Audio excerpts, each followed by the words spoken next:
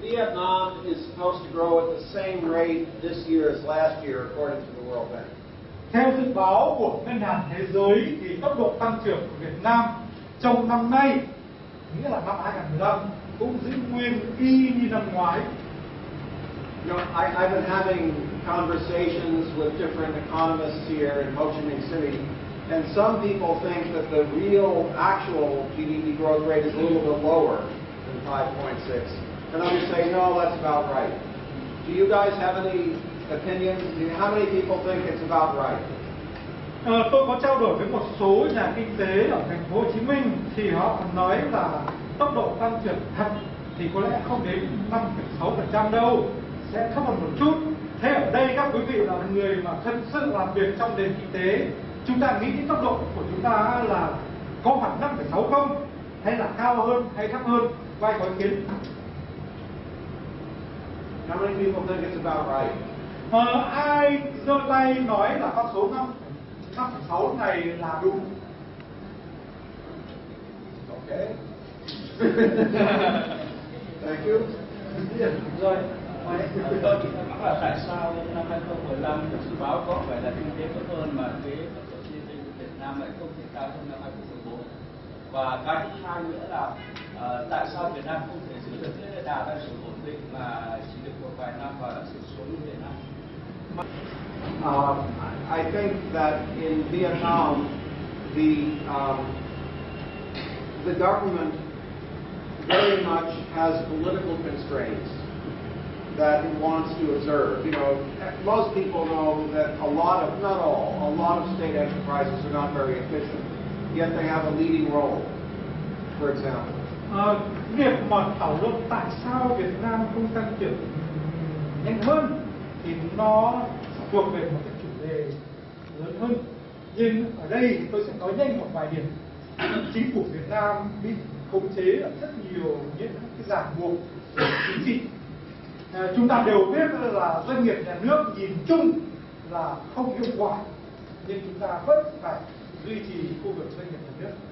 And so I think what the economic policy does is they go for a good enough growth rate, not a maximum, but a good enough growth rate, subject to the political constraints. Thế với những cái hạn chế về chính trị đó thì chính phủ Việt Nam có thể nói là chúng ta tăng trưởng ở mức độ tốt vừa phải. Tốt vừa phải nghĩa là không phải tốc độ tăng trưởng tối đa. We'll see in a slide or two that India and Vietnam have been growing at about the same rate in the past several years. And if you think about India, no resources. In fact, more than half the people are illiterate, a lot of poverty, awful corrupt administration, very hard geography. It's not easy to get it, joined together with roads and railroads. I mean, you should be doing better than India. Có phần sau thì chúng ta sẽ so sánh với Ấn Độ. Ấn Độ là một cái nước rất khó khăn, khoảng chừng một nửa dân số Ấn Độ tham gia vào nền chính. Thế và điều kiện địa lý cũng rất khó khăn, không dễ dàng đi từ vùng này sang vùng kia. Tài nguyên thiên nhiên cũng không có nhiều và Ấn Độ và Việt Nam đã từng có giai đoạn tốc độ tăng trưởng tương đương nhau. There are other things. I mean, you need a better financial system. It doesn't, give reasonable loans to reasonable companies very well. The educational system could produce more useful skills, things like that. That's also so. Thế thì chúng ta sẽ nói về câu chuyện Ấn Độ ở đoạn sau. Nhưng ngoài cái chuyện mà phải duy trì một cái hệ thống kinh tế không hiệu quả bằng hệ thống kia, nhưng lại sao cho nhiệm vụ mà dẫn đầu, đấy là một. Thứ hai là hệ thống tài chính.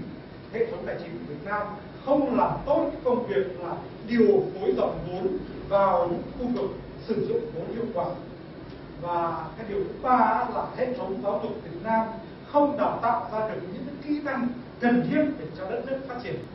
The other thing that's obvious from this is that some countries that are not very well run, and I speak from experience, like Myanmar, are growing very, very fast because they're starting at such a low level. When you're very poor, it's easy to grow fast. As you get, into higher and higher incomes, it's like moving up to in the football leagues. You've got to play better just to keep going. And so you would expect Vietnam to be growing faster than Indonesia, which is about twice as rich. And you would expect Myanmar to be growing faster than Vietnam. But Vietnam could be growing, I think, about 7 or 8%. I think that's a reasonable rate for where you are and for the FDI coming in and your workforce and your geographic location. You should be doing better. Ở đây có một điểm chúng ta cần phải nói nữa là khi nói về con số phần trăm thì những nước nào mà thu nhập càng thấp thì càng dễ đạt được tốc độ tăng trưởng cao tính theo phần trăm. Đó là chúng ta nhìn vào Myanmar. Myanmar là mức thu nhập của Myanmar rất thấp, cho nên Myanmar có thể dễ dàng đạt mức 8,5%. Và Việt Nam bởi vì mức độ cái mức thu nhập của Việt Nam thấp hơn Indonesia thì đúng ra Việt Nam phải tăng trưởng với tốc độ cao hơn Indonesia nhiều. Cái mà tôi nghĩ là Việt Nam hoàn toàn có thể đạt được tốc độ tăng trưởng 7 hoặc 8% ở cái mức thu nhập bình quân của chúng ta hiện nay, xét đến con người Việt Nam, xét đến điều kiện địa lý của Việt Nam và xét đến cái dòng vốn, dòng tiền của Việt Nam. Tôi có một hỏi một câu, tức là giáo sư vừa nói là nền kinh tế Việt Nam nó rất cao, lý do là cái kinh tế quốc doanh, kinh tế nhà nước ấy, số lượng cao, không tệ. Nhưng tôi hỏi lại, Trung Quốc là một nước sau chủ nghĩa mà theo tôi được biết thì kinh tế quốc doanh của Trung Quốc chiếm tổng tỷ trọng cao hơn Việt Nam nữa, chiếm rất là cao. Hầu như sang Trung Quốc thì đều là quốc doanh cả, còn cái này tranh lệch nước ngoài không, còn tư nhân hầu như không có bao nhiêu, rất nhỏ. Kể cả ngân hàng, mỗi lần lên có một ngân hàng tư nhân, tất cả đều ngân hàng quốc doanh cả. Tại sao nó không tăng ta? China decided to use the WTO to make its state enterprises efficient. Trung Quốc đã quyết định dùng tổ chức thương mại thế giới như là một sức ép bắt các doanh nghiệp nhà nước phải hiệu quả. So they put a lot of pressure on the managers of the state enterprises to become more competitive, by bringing in foreign competition for a lot of what they produce. Trong rất nhiều lĩnh vực sản xuất của Trung Quốc đã cho phép các nhà đầu tư nước ngoài cùng tham gia vào sản xuất và tạo ra những sức ép để các doanh nghiệp nhà nước lãnh đạo các doanh nghiệp nhà nước phải trở nên hiệu quả. Vietnam signed the WTO and then did everything they could to make sure it would have no effect. Việt Nam cũng tham gia vào tổ chức thương mại thế giới, sau đó làm tất cả mọi điều có thể để cho tổ chức cái việc tham gia này không tác động gì đến các doanh nghiệp. Oh yes, here's a few $billion. That's a. Ví dụ như chúng ta nhìn thấy Vinasin đã đốt rất là vài tỷ đô la. So it's not enough to sign a document. You have to follow a policy that makes that potential competition work and put good pressure, not impossible, good pressure on your firms to get better, and you did not do that. Như vậy thì ký kết một hiệp định, gia nhập một tổ chức, đấy chỉ là một bước. Bước thứ hai là phải tạo ra những động lực để tạo ra những thay đổi, tạo ra những cái sức ép để cho các doanh nghiệp cần trở nên cạnh tranh hơn. Đừng có bắt họ làm những điều mà không thể đấy, nhưng mà phải ép cho họ trở nên cạnh tranh hơn. But there's one more thing you should keep in mind. It is much easier to breathe in Ho Chi Minh City than in Shanghai. Có một điều nữa chúng ta nhìn thấy, hít thở không khí ở thành phố Hồ Chí Minh dễ chịu hơn nhiều so với hít thở không khí ở Thượng Hải. Part of that very high Chinese growth rate comes with a lot of pollution and costs that should be deducted from the GDP but are not.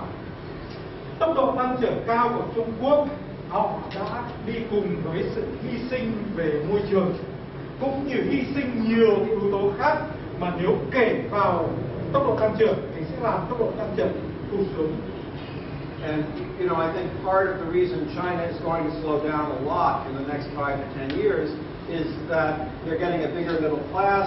They want their kids to be able to go outside and not choke and get sick. And as a result, they're going to invest a lot in cleaning up the mess they've made.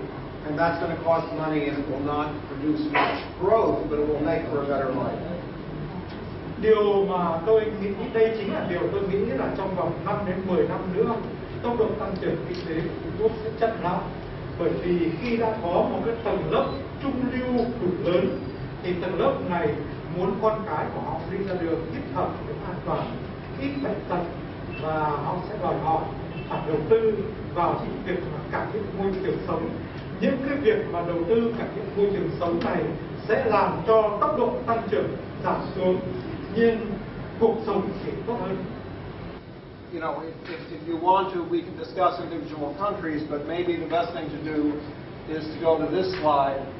This shows Vietnam on the bottom, India just a little above it, Indonesia in this red in between, and then China on top. And the measure here is GDP per capita in comparable terms. This is using prices, international prices, not local prices. Để dễ hình dung hơn thì chúng ta sẽ nhìn thấy cái đồ thị này. Trong đồ thị này thì chúng ta thấy là cái tốc độ tăng trưởng và cái mức thu nhập bình quân đầu người của Việt Nam là thấp nhất, cao hơn một chút là Ấn Độ, cao hơn là Indonesia và cao nhất là Trung Quốc. Lưu ý ở đây có chữ PPP, nghĩa là tất cả mọi đồng tiền đã được quy đổi ra sức mua trên lương. Thế cho nên không nói đến mặt bằng giá khác nhau. And you know, I mean, Vietnam from 2009 to 2014 gains about $1,800 per capita, but Indonesia gains nearly 3,000, and China gains more than 4,000. So, you know, the gap is actually increasing between Vietnam and some of your neighbors. Ở đây thì chúng ta nhìn thấy cái khoảng cách giữa Việt Nam với các nước khác thì không phải chỉ Việt Nam thấp hơn, mà cái khoảng cách đó còn giãn xa ra. Trong khoảng từ năm 2009 đến năm 2014 thì mỗi một đầu người của Việt Nam tăng thêm được khoảng chừng $800. Trong khi khoảng đó Trung Quốc tăng được khoảng gấp 3 lần đó. Cho nên cái vấn đề đây là khoảng cách giữa chúng ta với các nước đang giãn xa ra. And you know, I mean, I don't know how much you guys know about India, but you know, India is a complicated country. It has an insurgency of Maoists and Naxalites that control about 1/4 of the country. The eastern part of the country is, dozens of soldiers and police get killed in attacks. I mean, it's a very unsteady country with a lot of problems, caste, corruption, not very good government in the past. I think they'll do better now. But anyway, I would expect Vietnam to do a lot better than India. So sánh Việt Nam với Ấn Độ là nước tình hình rất là phức tạp. Tình hình chính trị có rất nhiều vùng, những vùng theo những cái chủ trương khác nhau, như những nhóm Maoist hay là những nhóm mà đòi ly khai, rồi tình hình quân sự cũng rất phức tạp, và tình hình địa lý cũng rất phức tạp, rất khó khăn về nhiều mặt. Nếu mà tôi thì tôi nghĩ là Việt Nam phải có tốc độ tăng trưởng cao hơn Ấn Độ khá nhiều. Vietnam has good geography. You know, one long road and a lot of ports connect most of the population and your production. It's not very hard to connect Vietnam together. Hôm trước thì nói là về chính quyền Ấn Độ, thì trước đây chính quyền Ấn Độ cũng có giai đoạn quản lý rất tồi tệ. Đến nay thì có cảnh khá là rồi. Nhưng còn so sánh đến Việt Nam thì Việt Nam có một cái vị trí địa lý rất là lý tưởng. Chúng ta là một cái dải dài nằm dọc theo bờ biển, có rất nhiều cảng và rất nhiều cơ hội để kết nối. But you know, India, doesn't have great infrastructure, but many, organizations think that India's infrastructure is about like Vietnam's. Well, we'll see later. But when I try to figure out why Vietnam and India are growing at about the same rate, it's very hard to explain. Bên Ấn Độ còn một vấn đề lớn nữa là về cơ sở hạ tầng của Ấn Độ rất là kém. Mặc dù họ không có đầu tư nhiều vào cơ sở hạ tầng như Việt Nam, nhưng mà đến đây thì nói chúng ta sẽ rất khó giải thích tại sao chúng ta không tăng trưởng cao hơn Ấn Độ. You have better geography, better education, you have more stable conditions. You just go through a list of things. I mean, you have more local energy supplies. You have more foreign investment. FDI is much higher here compared here.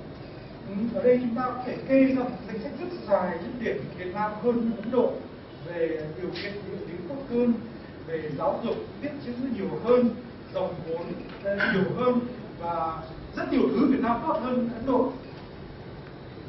And and frankly, the politics in India are messy. They're sometimes violent.